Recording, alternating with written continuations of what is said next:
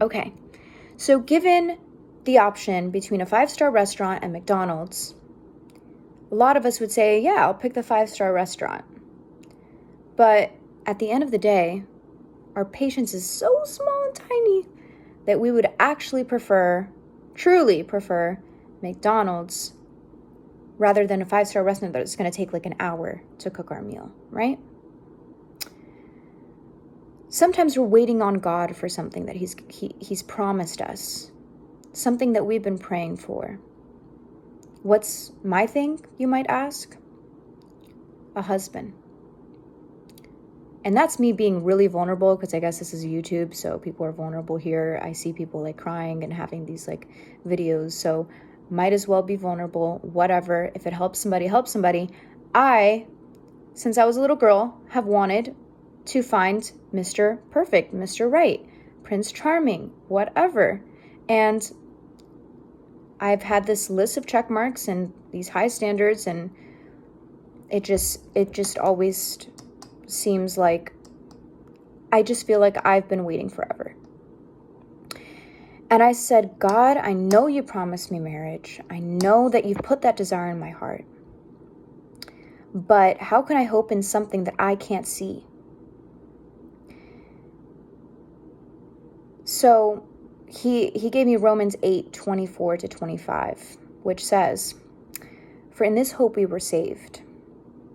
Now hope that is seen is not hope. For who hopes for what he sees? But if we hope for what we do not see, we wait for it with patience. If we hope for what we do not see, we wait for it with patience." This is how God explained to me waiting. He said, Jackie, let's just say that you are on a date with somebody that you are actually like, I'm falling in love with this person. Like, this is amazing. You're going to be on that date. You're going to be sitting down, and you're going to be in this restaurant that you've been waiting like 3 years to get into this restaurant. You never thought you would. But this date that you're on, this guy or girl or whatever is taking you, and they're inviting you to this amazing restaurant that's way too expensive. And you're sitting there, and you order the meal that you've been waiting to order for 3 years. And you think, man, this is going to take forever. But as you start talking with your date, it's just like you're having the best time that you forget about the meal.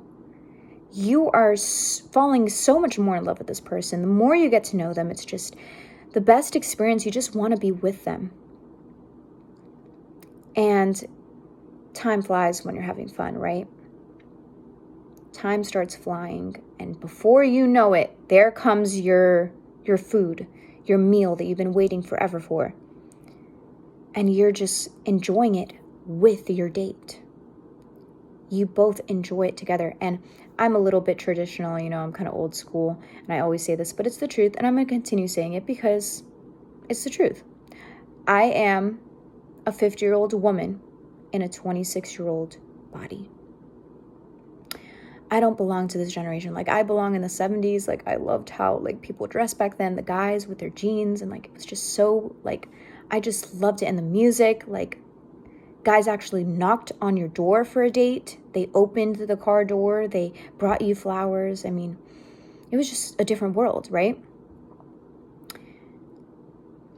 And so I've done this on dates where I'm sitting with them at a restaurant. I'm like, you order for me. Because I want to see, I'm thinking to myself, I want to see what you're going to order. Can I trust you? Are we on the same vibe? Do we have the same taste? And it puts a little pressure on him. So, guys, they like challenges, right? So here's a challenge, order for me. So I've done that before. So in this analogy, you're on this date and you trust this person to the point where you're saying, hey, order for me. It's the same thing with Jesus. He is the prize. And I've said to Jesus, even if you don't give me anything else in my life, even if I never get this promise, even you've done more than enough for me on the cross. You've done more than enough. You are enough for me. Your love, your presence, your friendship, your relationship is more than enough for me.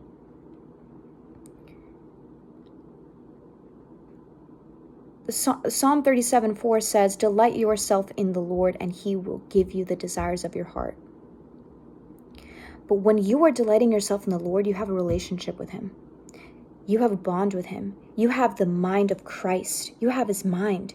You have his heart, his desires. He lives within you, and you feel what he feels. You love what he loves. You hate what he hates. And when you're praying, you pray his will naturally. And sometimes, you're imperfect, so your flesh will come in and you'll want something that's you think is bread, and you're asking God for a piece of bread, but it's actually a rock, and God doesn't answer you. And in not answering you, that's answering you. Because he's not going to give his child a rock. It's like a baby being like, "Mommy, give me that knife, please." And they don't understand that it's going to hurt them. The mom's like, "No." And then the child cries and gets angry and thinks, you're withholding something good from me, something that I want to play with. So when we delight ourselves in the Lord, when we're having this date, waiting, it just doesn't feel, it's not heavy. We're having so much fun with Jesus. We realize that he comes before the meal. He comes before the promise. He is better than the promise. He is the prize. I had some consequences that I had to deal with because I wanted the 5-star meal, and when I wasn't getting it and I didn't want to wait for it, I decided to go get McDonald's. What does that mean? I went on dates. I went on dates with worldly men. And you know what happened to me? I got heartbroken, rejected. They rejected that part of me that loves Jesus and is all about Jesus. "Oh, you're a Jesus freak." Well, yeah, we're unequally yoked. How could I have thought that light could have fellowship with darkness? Impossible. But in my impulsivity, in my impatience, in my mistrust of the Lord and his goodness and his faithfulness to deliver something that he's promised me, I got impatient, just like the Israelites. They got impatient and they built a calf. And for that reason, it took them longer to receive the promise. They had to wander in the wilderness for 40 years. But I encourage you, enjoy the time with Jesus that you have right now. If you're waiting for a spouse, listen. God is so much better.